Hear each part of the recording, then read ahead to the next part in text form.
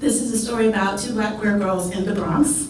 And all you need to know is that Kelly is going to learn how to box. It's called Fly. Everything in the world makes you feel like you are fly or you can fly when you're a kid. With the right door knocker earrings and Reebok classics, jeans fitting to your curves like buses speeding down Webster Avenue, you feel like gravity is for punks. But time tells you the truth. And life, I guess. My best friend Trudy reads everything. Her hair is a black cotton ball forever reaching for the clouds. We are both the youngest in our families, trees with tangled branches, older siblings, different daddies, irritated moms. She wears funny-looking clothes from the Goodwill. Trousers her skinny legs peek out at the ankle. White button-down shirts with suit vests. My mother says she's odd. I figure she's just creative. I asked her once why she dressed that way, and first she said, I like doing things different from everybody else. I nodded and watched her face. She stared at a distant plane overhead and added, I can't really afford anything else. That's why we're friends. Trudy tells the truth, even when it makes her feel bad. Only poor people spend all their money trying not to look poor, I say. She pulled her eyes from the sky, then smiled at me like we had the juiciest secret ever. Anyway, it was Trudy who told me Toni Morrison wrote that if you want to fly, you gotta give up the shit that weighs you down. How you figure out what that is, I asked her. Practice letting go of shit, probably. But we ain't got shit. What's there to let go of? She didn't answer at first. We sat on the cracked cement steps outside the cafeteria after lunch during 30-minute recess. Finally, she said, easier for us to fly, I guess. It sounded dope, and it was easy for her to say. When kids stared at Trudy's gear and kids stepped her to make a thing about it, she would roll up her sleeves like a magician and some shit and get into exaggerated stance. She was olive oil mimicking Popeye. It also happened that her father was a black belt. She was slim, but she wasn't weak. Also, if the wind blew hard, she might take off with the waxy down layer wrappers and empty Dorito bags into the air. I was always the kind of fat that oozed out of my t-shirt at the top of my jeans and spread when I sat. My weight made me believe I wasn't fly. I never imagined air under my arms, except when I dreamt about floating like dipsy doodle wrappers along the Bronx River.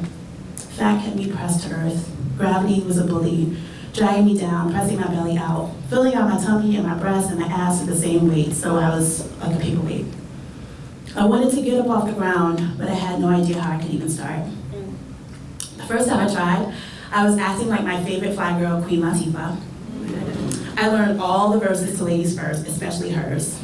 Good thing, because one day after the substitute teacher left us for a while, Tisha challenged me to a battle. Tisha was as big as me, just taller and bug-eyed. Her hair was a spiky perm. They crazy. Her hair was a spiky perm hosting new growth, so she always looked like she had just run down another class. Her fists had dimples like giant baby hands. All the fat congregated in her chest. When she ran, her boobs made a motion like they were swallowed together, jumping rope above her stomach. A rap battle in 6th grade is not real, and it's not deep. You just have to know all the words somebody else wrote and spit them like you're a real MC. I was beyond ready. I was never good at sports. I'm not that good at school, but I love rap. Yes. I listened to Ladies First so much for a moment just like this, rewinding the tape to the first note of those horns, turning up the TV so loud when the video came on. My mother would yell, Kelly, turn it off! Everybody else is sick of Princess Latifah. Queen, I yelled back. Turn it off and turn it down, shit!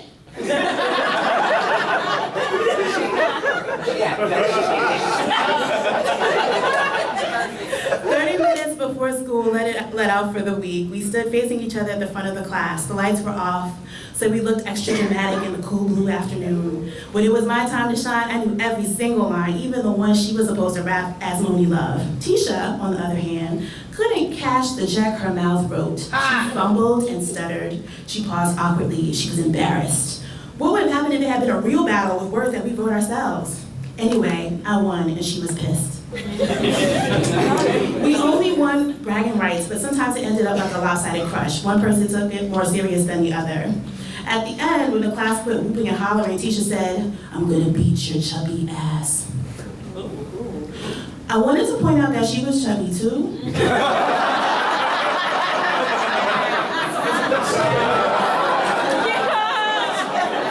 Public Enemy shirt was so small that the man inside the Target disappeared and it looked like a black moon was struggling to rise through the wave. Wow. Take that back. I take it back, I take it back. No, let me run it back. Say it again. Her Public Enemy shirt was so small that the man inside the Target disappeared and it looked like a black moon was struggling to rise through the wave. But that first time, I wasn't a fighter yet. I just ran. Thank you.